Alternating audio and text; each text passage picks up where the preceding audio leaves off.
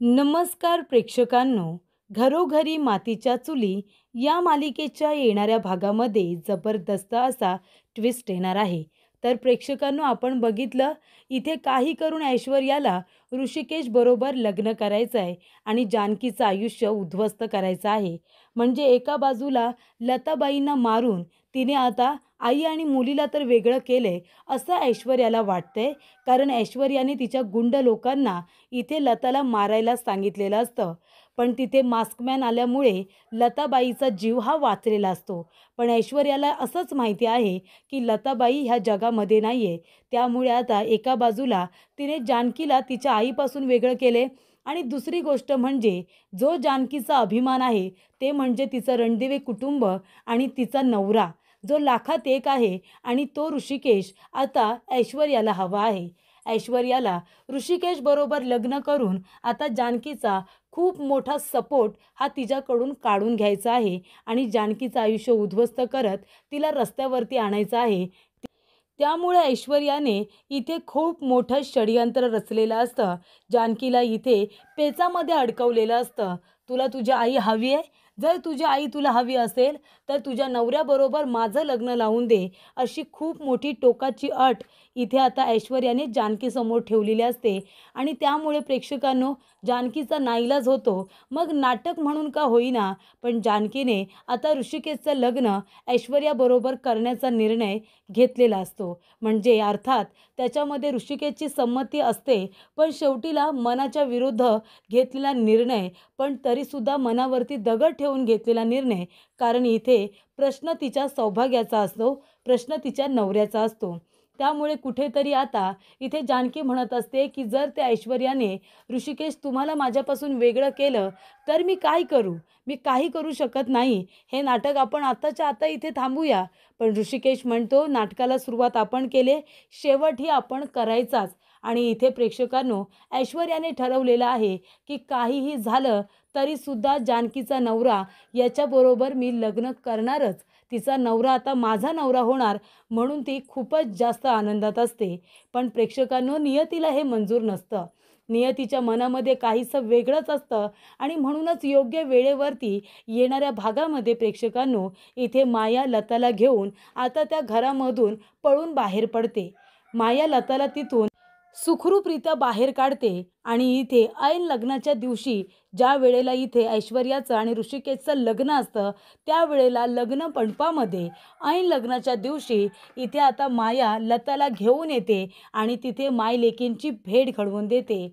आणि तेव्हाच प्रेक्षकांनो, इथे आता लक्ष जातं लताचं ते सयाजी विखे पाटीलकडे. आणि जेव्हा लता सयाजी विखे पाटील याच्याकडे बघते तेव्हा तिच्या पायाखालची जमीनच सरकते आणि ती जाऊन सयाजीच्या थोबाडीत देते. सयाजीच्या थोबाडीत दिल्यानंतर इथे आता 30 वर्षांपूर्वीचा खुलासा झालेला असतो. आणि तो खुलासा म्हणजे इथे आता लताला फसवून जाणारा माणूस हा दुसरा तिसरा कोणी नसून सयाजी विखे पाटील आहे, ही गोष्ट आता समोर आलेली असते. आणि त्यामुळे प्रेक्षकांनो, आतापर्यंत इथे ऐश्वर्या ज्या जानकीला अनाथ अनाथ म्हणून हिणवत असते, ज्या जानकीची ती खिल्ली उडवत असते, ती जानकी म्हणजे दुसरी तिसरी कुणी नसून ती आहे सयाजी विखे पाटील याची मोठी मुलगी.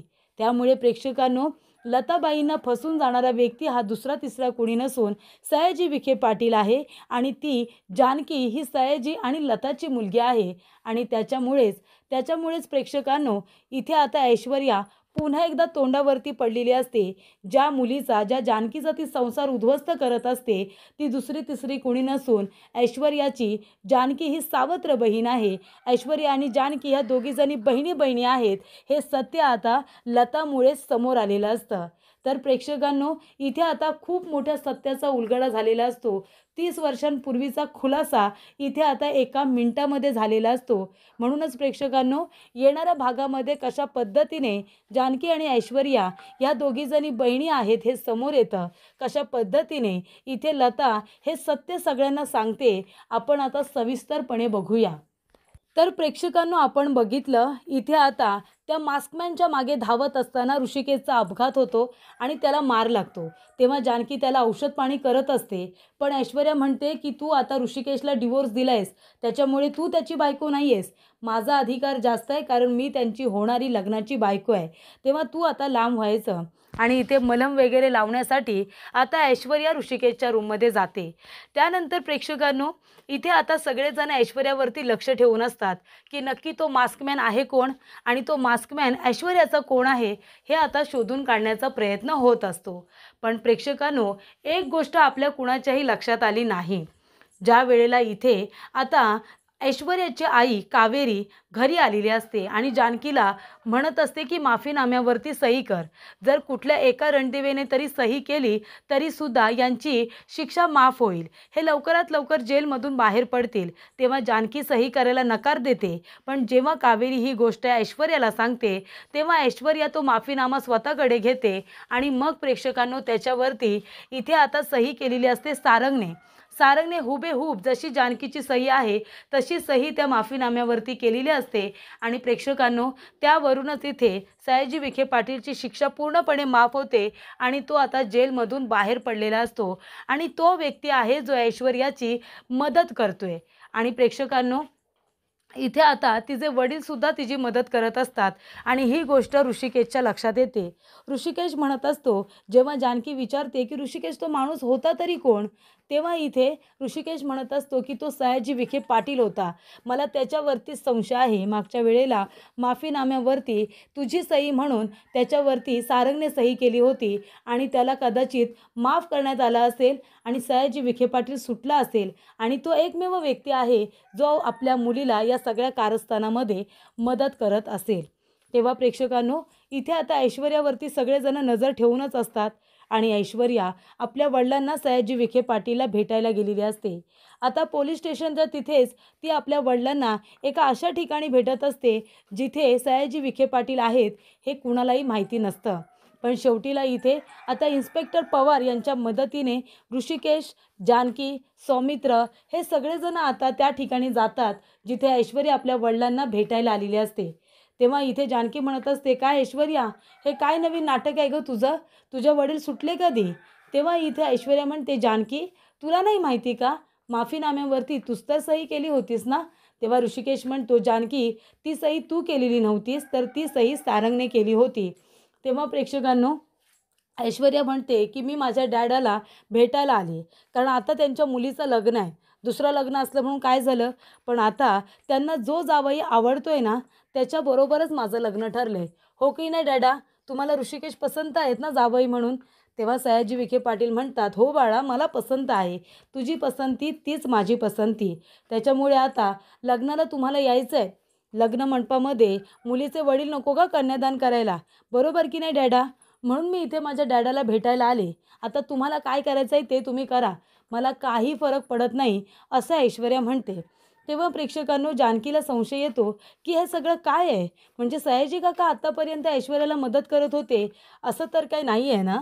त्यामुळे प्रेक्षकांनो, इथे आता जानकी विचार करत असते, तो मास्कमॅन असा तर दिसत नव्हता, मग तो मास्कमॅन कोण आहे? म्हणजे आता जानकीला सयाजीवरती सुद्धा संशय असतो, पण अजून कोणी अशी व्यक्ती आहे जी मास्कमॅन म्हणून आम्हाला त्रास देते, ती नक्की कोण व्यक्ती आहे हे शोधून काढायला हवं. त्यानंतर प्रेक्षकांनो, इथे माया लताला म्हणालेली असते की काही झालं तरीसुद्धा तू मला आता तुझी मुलगी मानलेस ना, मी तुला मुलीसारखी आहे ना, आता माझी जबाबदारी आहे तुला इथून बाहेर काढायचं. तुला तुझ्या मुलीला भेटायचं आहे ना, मग मी तुला इथून बाहेर काढणार, तू अजिबात काळजी करू नको. मी माझ्या जीवाची सुद्धा पर्वा करणार नाही. त्यानंतर प्रेक्षकांनो, इथे आता मायाने पूर्णपणे प्लॅनिंग केलेलं असतं. ज्या वेळेला तो गुंड माणूस आता मायाला काही खाया प्यायच्या गोष्टी द्यायला येतो तेव्हा मायाच्या हातामध्ये इथे आता मिरची पावडर असते आणि तो माणूस जेव्हा त्या वस्तू मायाच्या हातामध्ये द्यायला जाणार तेवढ्यातच माया त्याच्या डोळ्यामध्ये आता तिखट मिरची पावडर फेकून देते. त्यामुळे त्याला काही दिसेनासं होतं. तेव्हा माया म्हणते, चल आई चल लवकर, आणि लताचा हात पकडून तिला तिथून आता बाहेर काढते. तेव्हा इथे दोघीही सुखरूपरित्या त्या आता घरामधून बाहेर पडलेल्या असतात. तेव्हा इथे माया आणि लता दोघीजणी जात असताना लताला खूपच जास्त आनंद होतो की मायाने तिची मदत केलेली असते. आणि त्यानंतर प्रेक्षकांनो, इथे आता या ठिकाणी ऐश्वर्याने जय्यत तयारी केलेली असते लग्नाची. लग्न मंडप सजलेला असतो. त्यानंतरला इथे ऋषिकेशचा नाईलाज होतो. त्याला आता नवरदेवाच्या जागी येऊन उभं राहावं लागतं. कन्यादान करण्यासाठी सयाजी विखे पाटील मंडपामध्ये उभे असतात. प्रेक्षकांनो, सगळी माणसं आलेली असतात. इथे आता जानकी खूप रडत असते. जानकीचा नाईलाज होतो. करायचं तर काय करायचं? पण इथे ऋषिकेशचं ठरलेलं असतं की जर इथे शेवटच्या क्षणापर्यंत लताबाईंचा काही पत्ता लागला नाही तर मी हे लग्न करणार नाही. मग त्यासाठी माझा जीव द्यावा लागला तरीसुद्धा चालेल, अशी ऋषिकेशने तयारी दाखवलेली असते. पण आता जानकी खूपच जास्त रडत असते, कारण प्रश्न तिच्या सौभाग्याचा असतो. आणि इथे चारी बाजूने ऐश्वर्याने तिची कोंडी केलेली असते. डिवोर्स पेपरवरती खोट्या का होईना पण सह्या तर झालेल्या असतात. त्याच्यामुळे इथे जानकी तिला ब्लॅकमेल करणार, पण इथे ऐश्वर्यानेच तिला ब्लॅकमेल केलेलं असतं. आणि प्रेक्षकांनो, जानकीचे हातपाय जणू काही आता थंड झालेले असतात. आणि तेव्हा इथे लग्नाचे विधीसुद्धा सुरू होतात. जानकी आजूबाजूला बघत असते, कुठे आता लताबाई दिसते का? पण तेव्हाच प्रेक्षकांनो, इथे माया आता लताला घेऊन येते आणि लता म्हणते की थांबवा हे सगळं. कारण बाहेर आता पोस्टर बघितलेलं असतं. इथे लताने त्याच्यामध्ये इथे आता लग्न सोहळा असतो, पण जानकी ऋषिकेशचा नाही तर ऐश्वर्या आणि ऋषिकेशचा. तेव्हा इथे लताला कळतं की माझ्या मुलीला इथे ऐश्वर्या फसवण्याचं काम करते. आणि तेव्हा इथे लता आता लग्न मंडपामध्ये उभी राहते आणि म्हणते, थांबवा हे सगळं आत्ताच्या आत्ता थांबवा. आणि त्यानंतर प्रेक्षकांनो, इथे आता लता म्हणत असते, काय गं ऐश्वर्या, काय गं माझ्या मुलीचा संसार उद्ध्वस्त करतेस? त्याची बायको असताना तू त्याच्याबरोबर लग्न करतेस, माझ्या जावयाबरोबर. लाज नाही वाटत का गं तुला? आणि इथे लताने ऐश्वर्याचं थोबाड फोडलेलं असतं. आणि ऐश्वर्याच्या थोबाडीत दिल्यानंतर सयाजी विखे पाटील येतो आणि म्हणतो, ओ, तुमची हिंमत कशी झाली माझ्या मुलीवरती हात उगारायची? आणि तेव्हा प्रेक्षकांनो, इथे लता आता सयाजी विखे पाटीलकडे बघते आणि त्याच्यासुद्धा थोबाडीत देते. तेव्हा इथे सयाजी तिच्याकडे बघतच राहतो आणि लतासुद्धा बघत राहते. लता म्हणत असते, तुम्ही? तेव्हा सयाजी म्हणतो, तू इथे? त्यानंतर दोघेही एकमेकांकडे बघत बसतात. ऐश्वर्या, जानकी, ऋषिकेश सगळेजण आश्चर्यचकित होतात की इथे सयाजीची आणि लताबाईंची ओळख कशी? तर प्रेक्षकांनो बघा, इथे आता ऐश्वर्याने लताबाईला आणलेलं असतं सुमित्राचा संसार उद्ध्वस्त करायला. सुमित्रासाठी सवत आणलेली असते पार्वती म्हणून. पण इथे आता ती लताबाई तिच्या आईचीच सवत निघते. कारण प्रेक्षकांनो, जी बाई ऐश्वर्याने पार्वती म्हणून आणलेली असते ती जानकीची आई निघते. ती जानकीची आई आहे हे समजल्यानंतर ऐश्वर्याने त्या दोघींना वेगळं केलेलं असतं. पण आता लग्न मंडपामध्ये जेव्हा ऐश्वर्याने ऋषिकेशबरोबर लग्नाचा घाट घातलेला असतो आणि आपल्या वडिलांना तिथे आणलेलं असतं, तेव्हा इथे लता सयाजी विखे पाटीलला बघते आणि ती 30 वर्षांपूर्वीचा भूतकाळ सांगते. ती म्हणते, तू इथे काय करतोयस? आणि ही ऐश्वर्या तुझी मुलगी आहे. तेव्हा जानकी म्हणते, आई, अगं तू यांना सयाजी काकांना कसं काय ओळखतेस? तेव्हा इथे आता लता म्हणत असते, अगं जानकी, कसं सांगू तुला? जो माणूस मला फसवून निघून गेला होता ना माझ्याबरोबर प्रेमाचं नाटक करून, तो माणूस हाच आहे. पण ह्याचं नाव मला पूर्णपणे माहिती नव्हतं. माझ्या ते लक्षात नव्हतं. फक्त सयाजी एवढंच मला नाव माहिती होतं.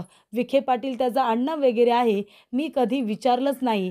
त्यामुळे प्रेक्षकांनो, ज्या मुलीचं आयुष्य इथे आता सयाजी विखे पाटील आणि ऐश्वर्या उद्ध्वस्त करत असतात, ती जानकी ही खरी सयाजी विखे पाटीलची मोठी मुलगी आहे. कारण ती लताची मुलगी आहे आणि ती सयाजी विखे पाटीलचीच मुलगी आहे, हे आता सगळ्यांच्या समोर सिद्ध झालेलं असतं. त्यामुळे प्रेक्षकांनो, आत्तापर्यंत इथे ऐश्वर्या ज्या जानकीला हिणवत होती की तुझं तर खानदानच नाही आहे, तू कुणाची मुलगी आहेस, तुला तर आडनावच नाही आहे, तू तर अनाथच आहेस. तर प्रेक्षकांनो, इथे आता जानकी हीच खरी सयाजी विखे पाटीलची मुलगी असते आणि सयाजी हा जानकीचा बाप असतो. कारण ती लता आणि सयाजी विखे पाटील यांची जानकी ही पहिली मुलगी असते. त्यामुळे प्रेक्षकांनो, इथे आता ऐश्वर्याची बोलती बंद झालेली असते. ज्या जानकीला ती हिणवत असते तीच जानकी आता ऐश्वर्याची इथे सावत्र का होईना पण बहीण निघालेली असते. आणि त्यामुळे प्रेक्षकांनो, इथे आता लताने भर मंडपामध्ये सगळ्यांच्या समोर सयाजीचं थोबाड फोडलेलं असतं आणि ती म्हणालेली असते की माझ्या मुलीचा सांभाळ तर तुला करता आला नाहीच, पण आता ती सुखात आहे तर तुझ्या दुसऱ्या मुलीला घेऊन आलास आणि माझ्या मुलीचा भरलेला संसार उद्ध्वस्त करण्याचा प्रयत्न करतोयस. अरे लाज वाटत नाही का तुला? बाप म्हणून कर्तव्य नाहीच पूर्ण केलंस, पण आता तिचा सुखाचा संसारसुद्धा उद्ध्वस्त करायला आलंयस.